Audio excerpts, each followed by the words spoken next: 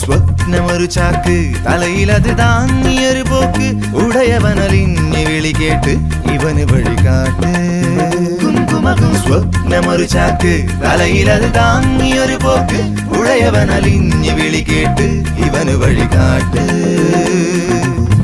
ഒരു കഥ പറയാത്തൊരു കഥ പറയാ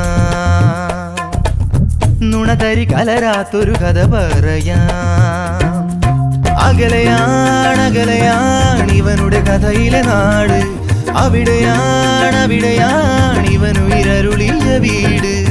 ഈരടിയായി പാടാം നായകന്റെ ചിരപരിചിതരുടെ മൊഴി സ്വപ്നമൊരു ചാക്ക് തലയിലത് താങ്ങിയൊരു പോക്ക് ഉടയവനലിഞ്ഞ് വിളി കേട്ട് ഇവനു വഴികാട്ട്